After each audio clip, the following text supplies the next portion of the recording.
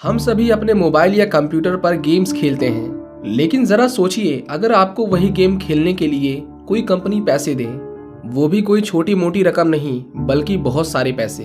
हमें पता है कि आपका जवाब बहुत आसान है, आखिर कौन नहीं सिर्फ गेम खेलकर पैसा कमाना चाहेगा। लेकिन मैं आज आपको जिस आदमी की कहानी बताने वाला हूँ उसने भी कुछ ऐसा ही सोच रखा था, लेकिन उसे पता नहीं था कि पैसे कमाने का ये शॉर्टकट उसे कितनी बड़ी मुसीबत में डाल देगा। तो हमारी कहानी शुरू होती है लंदन से, और यहाँ हम कूपर नाम के आदमी को देखते हैं और वो अपने घर से भागने की तैयारी कर रहा था क्योंकि वो अपनी मॉम के साथ नहीं रहना चाहता था। कूपर को इस दुनिया को एक्सप्लोर करना था, वो पूरी दुनिया घूमना चाहता था। घर से भागने के बाद वो इंडिया, दुबई, ऑस्ट्रेलिया और बहुत सारे देशों में घूमता है। अब उसे अपने घर से दूर रहे साल भर से ज्यादा हो गया था और इस बीच उसने अपनी मॉम से एक बार भी बात नहीं की, वो बस उन्हें मैसेज किया करता था। फिलहाल वो ब्रिटेन में था और अगले एक हफ्ते के अंदर उसका दुनिया घूमने का सफर खत्म होने वाला था और इसके बाद वो अपने घर लौट जाता। वो एक कैफे के अंदर दो कपल्स को देखता है और उसे एहसास होता है कि इतने सालों से वो अकेला ही रह रहा है। वो अपने फोन में एक डेटिंग ऐप इंस्टॉल करता है और उसके बाद वो एक लड़की से मिलता है। इस लड़की का नाम सोंजा है और पेशे से ये एक पत्रकार है। उस रात वो दोनों आपस में खूब बातें करते हैं। कूपर के पास सुबह सुबह उसकी मॉम का फोन आता है, लेकिन वो हमेशा की तरह उन्हें इग्नोर कर देता है। वो देखता है कि सोंजा के पास बहुत सारे वीडियो गेम्स हैं। सोंजा उसे कहती है कि उसे वीडियो गेम्स बहुत पसंद है और ये उसका फेवरेट टाइम पास है। जब सोंजा देखती है कि वो बार बार अपनी मॉम का फोन काट रहा था तो वो उससे पूछती है कि तुम अपनी मॉम से बात क्यों नहीं करते। वो उसे बताता है कि उसे उसकी मॉम बिल्कुल पसंद नहीं है, वो सिर्फ अपने फादर से प्यार करता है, लेकिन उन्हें अल्जाइमर की बीमारी थी और वो अक्सर बात करते करते भूल जाते थे कि वो कौन है और आखिर में उस बीमारी ने उनकी जान ले ली। इन सब से वो बहुत परेशान हो गया था, इसीलिए वो अपने घर से दूर चला गया। वो उसे कहता है कि वो समझ गया है कि उसे आगे क्या करना है, इसीलिए वो अपने घर वापस लौट जाएगा। सोंजा उसे कहती है कि एक बार कम से कम वो अपनी मदर से बात कर ले। कूपर उन्हें कॉल करने के लिए अपना फोन उठाता है, पर उसके अंदर उनसे बात करने की हिम्मत नहीं थी। अमेरिका जाने की टिकट खरीदने के लिए कूपर एटीएम से पैसे निकालने जाता है, पर एटीएम मशीन उसे बताती है कि उसके अकाउंट में एक भी पैसे नहीं है। उसे तो यकीन ही नहीं होता। वो तुरंत अपने बैंक से बात करता है और उसे पता चलता है कि कल रात उसके कार्ड से एक अनऑथराइज्ड ट्रांजैक्शन हुई थी, पर बैंक उसे अश्योर करता है कि उसके पैसे रिफंड हो जाएंगे। पर इस प्रोसेस में कम से कम 2 से 3 दिन का समय लगने वाला था और कूपर के पास खाने तक के पैसे नहीं थे। अमेरिका के लिए टिकट लेना तो बहुत दूर की बात थी। वो मदद के लिए अपने पहचान वालों को फोन करने की सोचता है, लेकिन उसे पता था कि कोई भी उस पर भरोसा करके उसे पैसे नहीं देगा। आखिर में थक हार के वो सोंजा के घर आता है और कुछ दिनों के लिए उसके घर में रुकने की रिक्वेस्ट करता है। सोंजा उसे अपने साथ रखने के लिए तैयार थी, लेकिन फिर भी कूपर को कुछ पैसे चाहिए थे, जिसके लिए वो एक ऐप डाउनलोड करता है। इस ऐप से उसे अक्सर छोटी मोटी जॉब मिल जाती थी और वो अपना गुजारा कर लेता था। उसे एक कंपनी का ऑफर मिलता है जिन्हें अपना गेम टेस्ट करने के लिए एक आदमी की जरूरत थी और इसके लिए वो एक बड़ा अमाउंट देने को तैयार थे। इस कंपनी का नाम साइतो गेमू है। सोंजा उसे बताती है कि ये बहुत बड़ी कंपनी है और इसके बनाए गेम्स पूरी दुनिया में फेमस हैं और वो उन्हीं के ऊपर एक आर्टिकल लिख रही थी।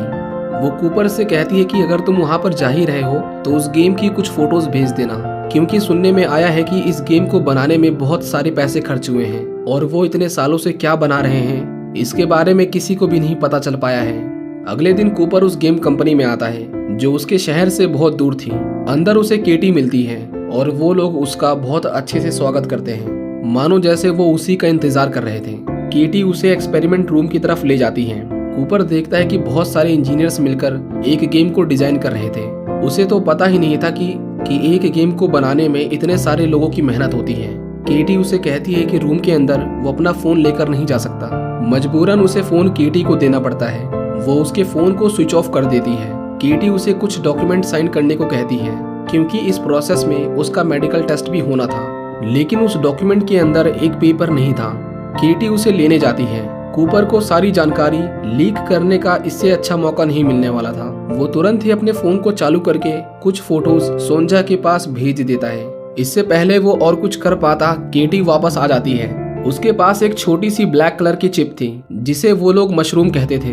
कूपर को अब थोड़ा डर लग रहा था, पर वो उसे कहती है कि इससे उसे कुछ नहीं होगा। वो उसके सिर में एक बैंड लगाती है और उस चिप को उसकी गर्दन के पीछे इंस्टॉल कर देती है, जो सीधा जाकर उसके दिमाग से कनेक्ट हो रहा था। केटी उसके ब्रेन में कुछ डेटा अपलोड करती है और उसके सामने कुछ मेटल प्लेट रखती है जो देखते ही देखते छोटे छोटे गड्ढों में बदल जाते हैं। लेकिन तभी कूपर की मॉम का फोन आता है। कीटी को उसके ऊपर थोड़ा शक होता है क्योंकि वो फोन को स्विच ऑफ करके गई थी। उन प्लेट्स के अंदर से एक चूहा निकलता है जो वीडियो गेम के जैसा था। कीटी उसके ग्राफिक्स अपग्रेड करके उसे और रियलिस्टिक बना देती है, लेकिन वो चूहा सिर्फ कूपर के माइंड में था, उसके अलावा वो किसी को दिखाई नहीं देता है। वो कूपर को उसे पकड़ने के लिए कहती है, जिसके बाद वो उसके साथ गेम खेलने लगता है और फाइनली उसे पकड़कर उस छोटे से गेम को जीत जाता है।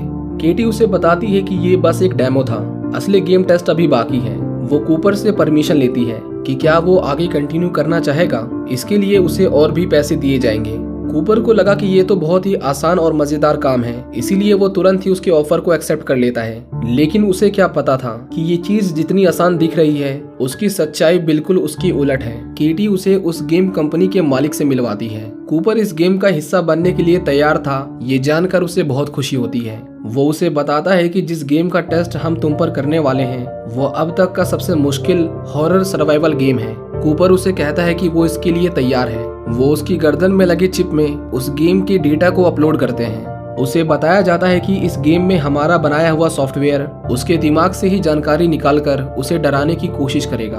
और इसके बाद वो उसे एक बड़े से घर में लाते हैं। इस घर में कोई नहीं रहता था, ये स्पेशली उस वीडियो गेम के लिए बनाया गया था। कूपर उनसे पूछता है कि उसे इस गेम में क्या करना है। वो उसे कहती है कि तुम्हें बस इस घर में अकेले रहना है। वहाँ ना टीवी था, ना मोबाइल, ना ही इंटरनेट। वो उसे एक ईयरफोन देती है ताकि वो गेम के दौरान उससे बात कर पाए, और अगर उसके दिल की धड़कन तेज होती है या उसे बहुत ज्यादा डर लगता है तो वो उसके कहने पर उस गेम को वहीं रोक देंगे। कूपर को लगा कि उन लोगों ने उसके लिए पूरी सेफ्टी कर रखी है, लेकिन उसकी ब्रेन में जो चिप थी वो उसकी सोच से कहीं ज्यादा पावरफुल थी। कूपर अब घर में अकेला था। वो ठंड से बचने के लिए वहाँ पर आग जलाता है। वहाँ पर करने के लिए कुछ नहीं था।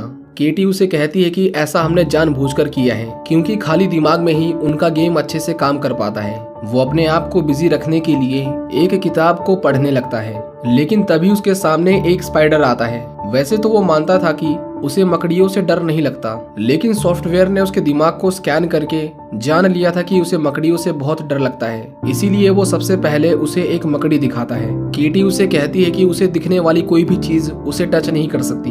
कूपर ने डिसाइड किया था कि वो अब किसी भी चीज से नहीं डरेगा, लेकिन तभी उसे उसके ऊपर से किसी के पैरों की आवाज आती है। उसे लगा कि ये भी उस गेम का एक हिस्सा है, इसीलिए वो उसे देखने ऊपर जाता है। लेकिन जैसे ही वो पीछे मुड़ता है तो उसके सामने एक आदमी खड़ा था। उसे देखकर कूपर घबरा गया था। वो आदमी कूपर की आंखों में आंख मिलाकर उसे घूरे ही जा रहा था। कूपर को याद आता है कि ये उसके स्कूल का ही एक लड़का है और बचपन में उन दोनों की लड़ाई हुई थी जिसमें उसने कूपर को बहुत मारा था। लेकिन यहाँ पर उसे डराने के लिए वो सॉफ्टवेयर उस लड़के के चेहरे का इस्तेमाल कर रहा था। कूपर को अब पता लग गया था कि ये गेम उसकी सोच से भी ज्यादा असली और डरावना है, लेकिन उसे पैसों की जरूरत थी।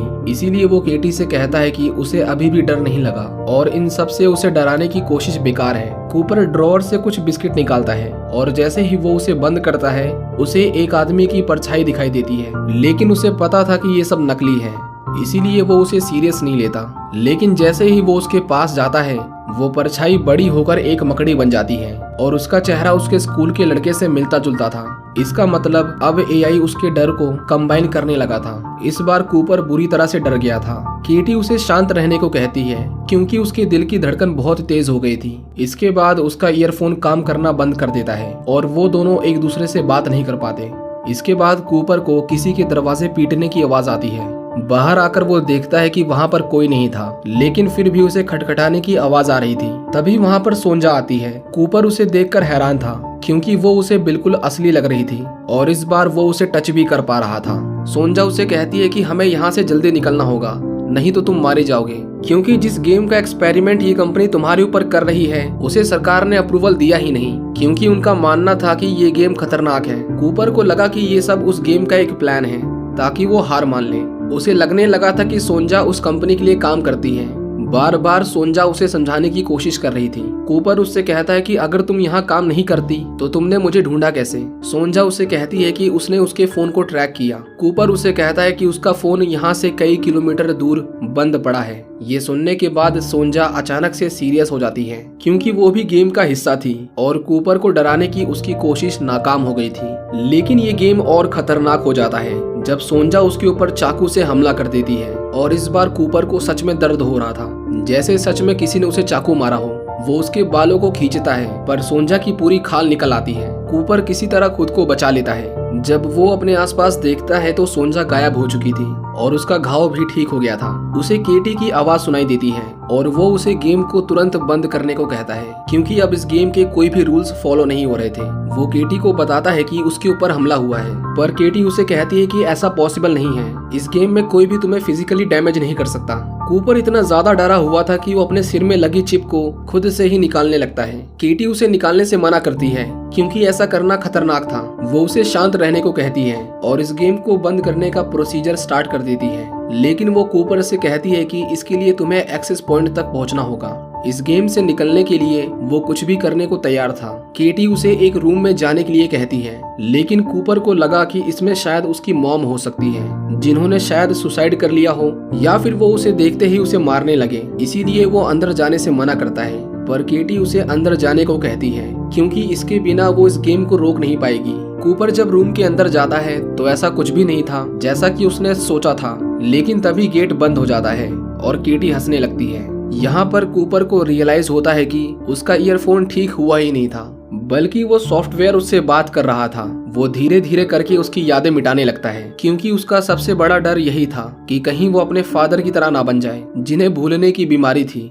जब वो शीशे में अपने चेहरे को देखता है तो उसे खुद का नाम भी याद नहीं आता और वो गुस्से में उस शीशे को तोड़कर खुद को चोट पहुंचाने लगता है। वो अपने पीछे लगी चिप को निकालने लगता है, लेकिन तभी केटी वहां पर आती है और वो उसे रोक लेती है। वो लोग उसे पकड़ लेते हैं और उन्हें पता लगता है कि इस गेम ने उसके ब्रेन में काफी डैमेज कर दिया था। शाओ कूपर से माफी मांगता है क्योंकि उसका बनाया हुआ गेम बहुत ज्यादा पावरफुल था और वो अब उसके गेम को कूपर के ब्रेन से अलग नहीं कर सकते थे। शाओ अपने लोगों को कूपर को ठिकाने लगाने के लिए कहता है। कूपर बहुत जोर से चिल्लाता है और तभी उसकी आंख खुलती है और वो शाओ के कैबिन में जागता है। ये पूरा एक्सपीरियंस उसके लिए बहुत डरावना था।